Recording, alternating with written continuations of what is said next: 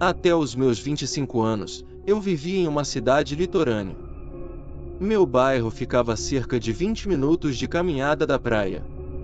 Eu diria que cerca de 80% da minha personalidade estava ligada ao ambiente praiano. Eu surfo há tanto tempo que nem consigo lembrar quando comecei, e seria estranho para mim não ter um par de sandálias entre os meus sapatos. Meus dois melhores amigos, vamos chamá-los de Arman e Chunk, eram extrovertidos e carismáticos. Tínhamos 18 anos e éramos bastante obcecados por garotas. Era uma noite de sábado no final de maio, poucas semanas antes do fim do ano letivo, e a senhorita já havia tomado conta de nós há algum tempo. Nesse ponto, meus amigos e eu estávamos sempre testando os limites do que podíamos fazer sem nos meter em problemas. Como já tínhamos sido aceitos nas faculdades, não nos importávamos tanto com o colégio. Arman e eu tínhamos combinado de nos encontrar com duas garotas da nossa escola com quem estávamos nos dando bem. O plano era pegar as duas à noite e aproveitar uma noite agradável na praia. Levamos cobertores e algumas garrafas de vinho, a combinação perfeita para observar as estrelas. Embora eu não apoie beber e dirigir de forma alguma, naquela época, eu era apenas um garoto sem noção. Cheguei à casa de Sofia logo após as 9 horas, ela e sua amiga já tinham bebido um pouco antes de sairmos, o que ficou claro enquanto elas riam e dançavam até o carro. Arman e eu trocamos sorrisos animados, prevendo uma noite divertida. Peguei um caminho mais panorâmico até uma praia mais afastada, que ficava a cerca de 30 minutos de carro. Durante a viagem, nós quatro nos divertimos muito no carro, contando piadas e falando sobre amigos em comum. Em um ponto, Fran e eu começamos uma conversa filosófica sobre o tempo e a morte, e todos estávamos aproveitando a companhia um do outro. A praia que eu escolhi tinha um caminho de terra que permitia levar o carro até bem perto da areia. A estrada era íngreme, mas eu a escolhi porque era um local isolado, com menos chances de encontrarmos outras pessoas. Além disso, essa praia estava mais longe do calçadão, o que deixava o céu mais claro para observar as estrelas.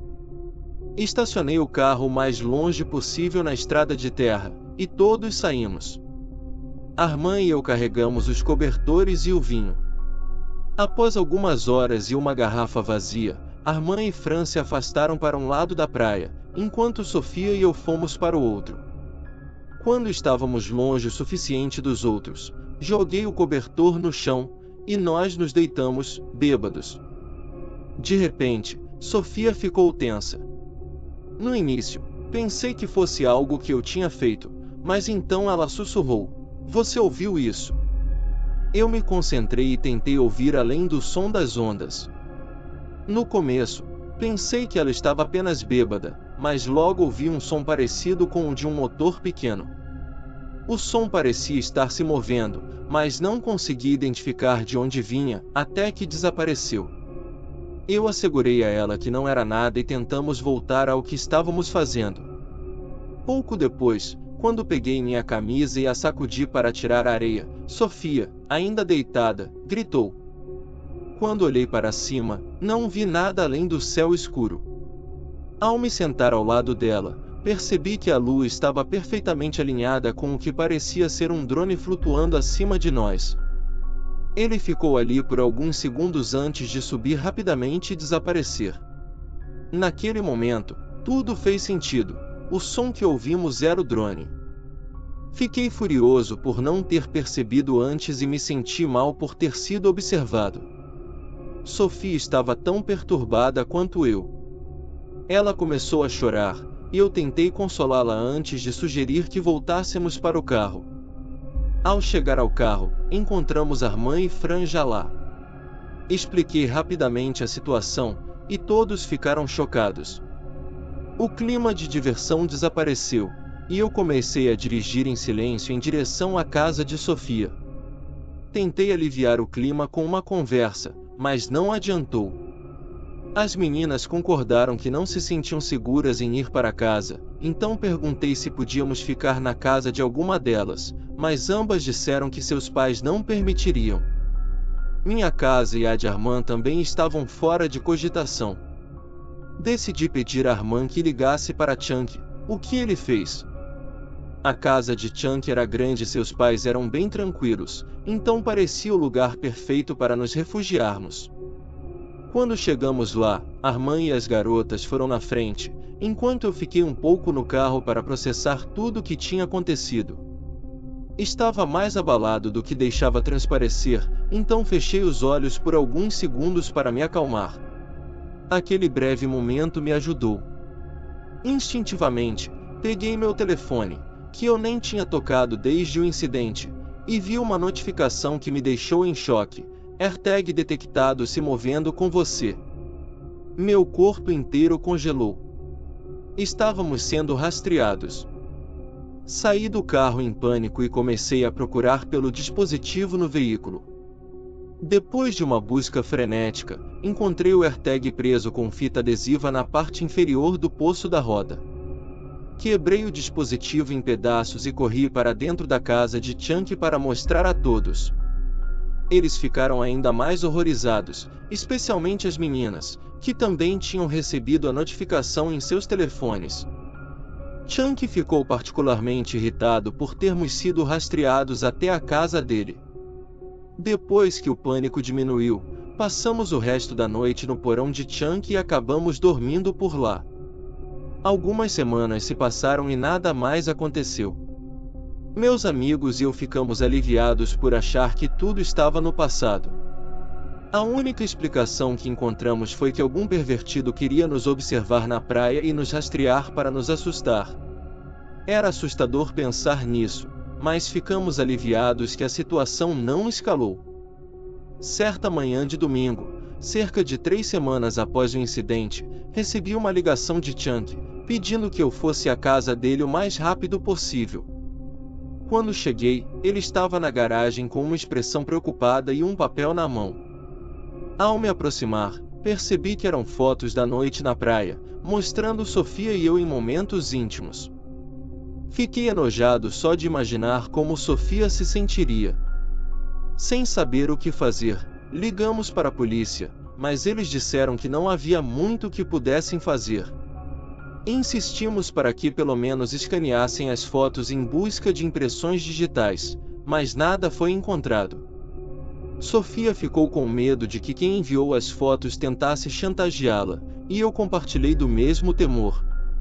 Foi uma experiência traumatizante, mas, felizmente, nada mais aconteceu depois disso, provavelmente porque envolvemos a polícia. Sofia nunca mais foi a mesma perto de mim, e eu não a culpo por isso. Só posso esperar que essas fotos nunca reapareçam.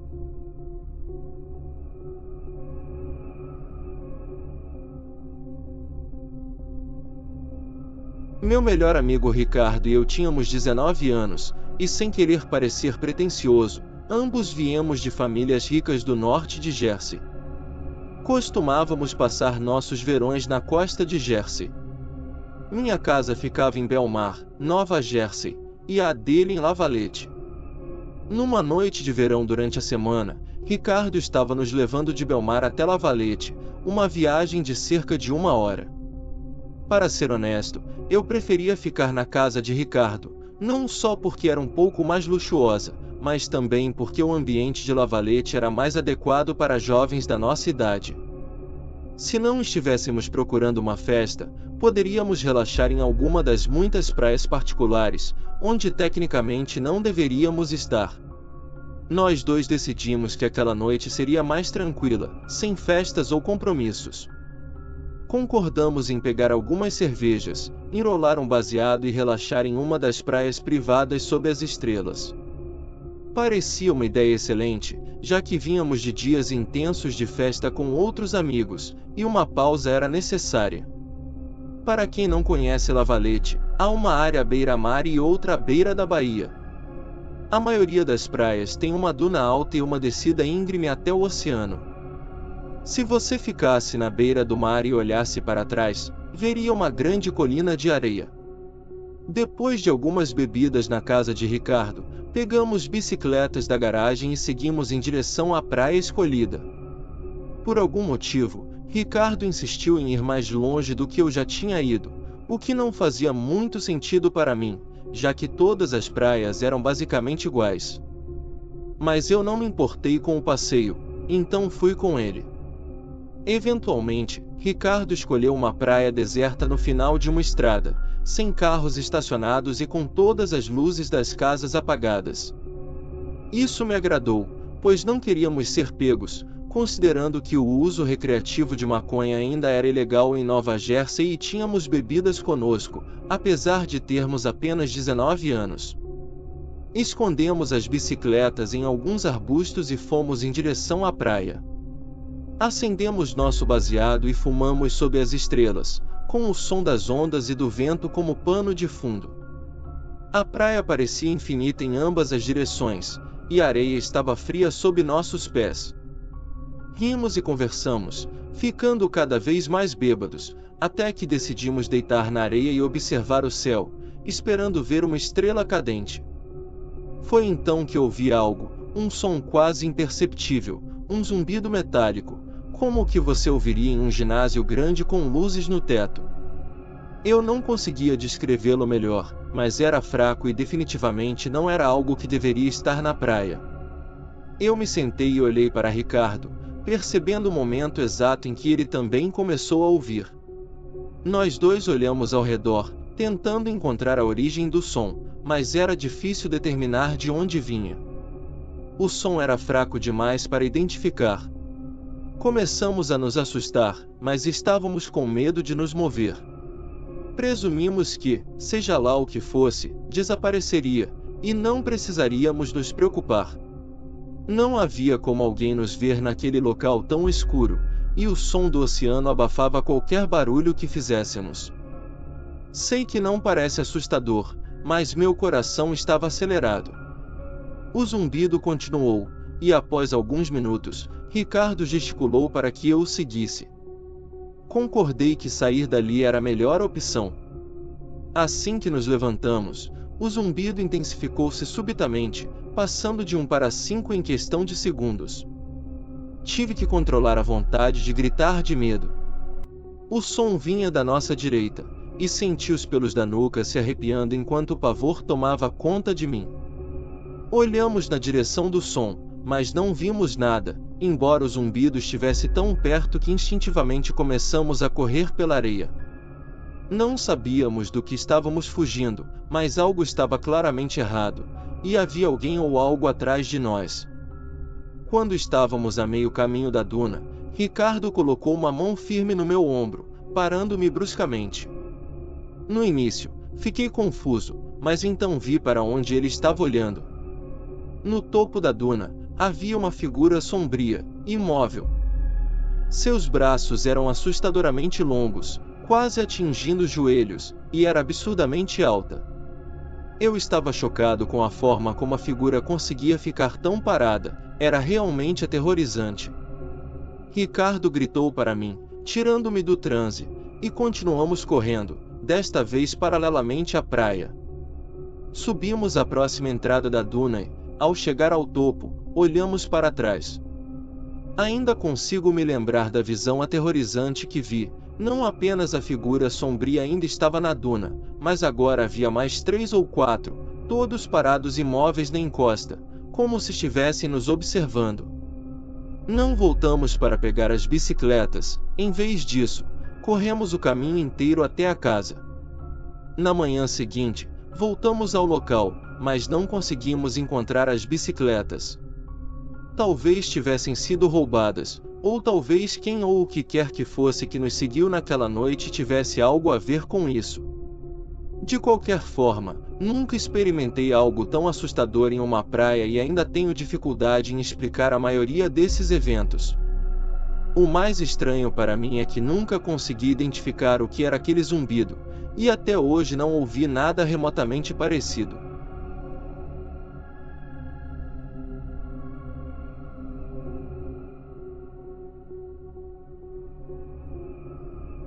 praias sempre me deixaram nervoso.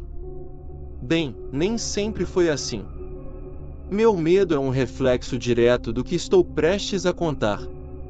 Quando criança, eu adorava a costa. Lembro-me de passar muitos verões esperando ansiosamente pelo fim de semana, quando minha família e eu íamos para nossa casa de praia. Se eu tivesse sorte, meus pais me deixariam passar o tempo na casa de praia do meu amigo Charles, o que era ainda mais divertido. Eu tinha 6 anos quando aconteceu. Era um daqueles fins de semana especiais de verão. Eu, Charles e nosso outro amigo, Riley, íamos passar alguns dias sem supervisão na casa de praia de Charles em Long Beach Island, LBI. Riley era um ano mais velho que nós e tinha acabado de tirar a carteira, então ele dirigiria. A viagem foi ótima, apesar de Riley ser um motorista inexperiente na época, o que nos rendeu muitas risadas. Chegamos a LBI rapidamente e logo levamos todas as nossas coisas do carro para os quartos onde ficaríamos. O layout da casa é importante para essa história, então vou descrever brevemente. Havia uma porta da frente, uma porta de garagem que conectava o quintal da frente ao de trás, uma porta de correr nos fundos e um deck no andar de cima que conectava os quartos superiores. Uma escada em espiral permitia descer diretamente do deck para o chão.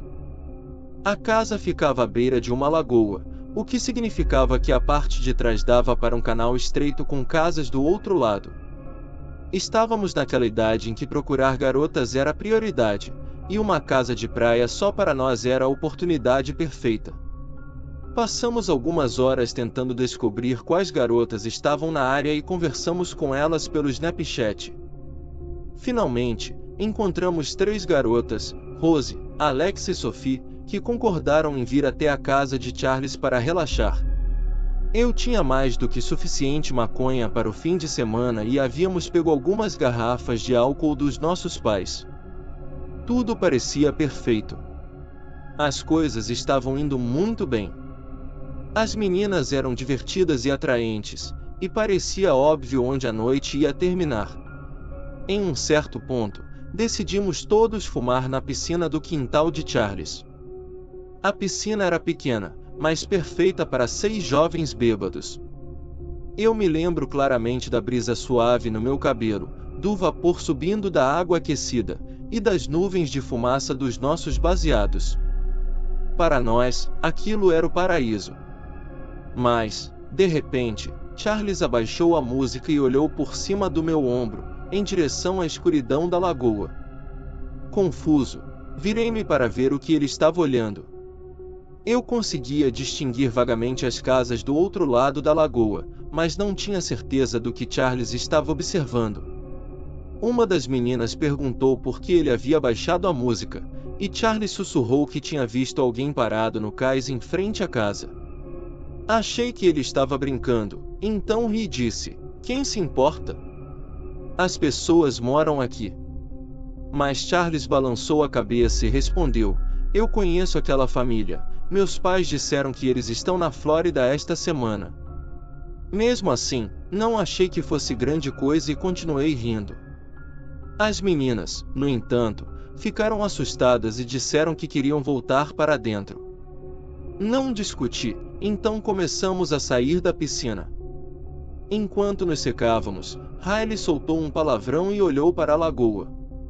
O resto de nós se virou e, mesmo com a pouca luz, era possível ver algo se movendo no cais oposto. Ficamos paralisados, tentando entender o que estávamos vendo. Então, um carro que passava na estrada em frente iluminou a cena levemente, e a visão foi horrível. 4 silhuetas altas estavam paradas na beira do cais, todas olhando diretamente para nós. Era impossível dizer como eram ou o que estavam vestindo, mas não havia dúvida de que estavam de frente para nossa direção. "Entrem agora", disse Charles com uma voz trêmula, gesticulando em direção à porta de correr. Corremos para dentro e, assim que entramos, ouvi um som distinto que continua sendo mais assustador que já ouvi. 4 respingos consecutivos ecoaram atrás de nós. Aquelas figuras estavam nadando pela lagoa. Entramos em pânico total.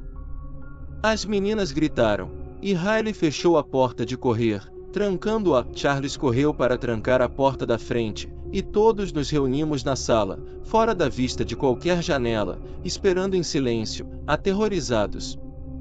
Minutos se passaram sem que nada acontecesse. Então, de repente, Riley lembrou que tinha esquecido de trancar a porta de correr no deck superior. Charles entrou em pânico, sabendo que a casa estava prestes a ser invadida. Foi então que ouvimos passos suaves e quase silenciosos no andar de cima. Isso foi a gota d'água. Estávamos todos bêbados, sem armas para nos defender, então correr era nossa única opção. Corremos para a porta da frente e saímos disparados para o carro de Riley, que ligou o motor rapidamente. No caos, Riley acabou atropelando a caixa de correio de Charles na saída. Quando estávamos a uma distância segura, chamamos a polícia. A situação foi um pesadelo. Voltamos a casa depois que a polícia revistou, e descobriram que todos os objetos de valor do andar de cima tinham desaparecido. Mas o pior de tudo foi que o barco Boston Valor da família de Charles também havia sido roubado, provavelmente usado como meio de fuga. O pai de Charles costumava guardar um conjunto extra de chaves em uma pequena escotilha abaixo do volante, e a polícia concluiu que foi assim que os ladrões fugiram tão rapidamente. Como eles sabiam onde a chave estava escondida é algo que ainda me intriga. A polícia nunca conseguiu prender os responsáveis, e provavelmente nunca vai. Charles, Riley e eu acreditamos que quem invadiu a casa conhecia a família e sabia que a casa estaria vazia naquele fim de semana. Já faz muito tempo desde que esse evento assustador aconteceu, mas não deixe de trancar todas as portas e janelas da minha casa nem por um dia. Faça um favor a si mesmo e sempre tranque suas portas à noite.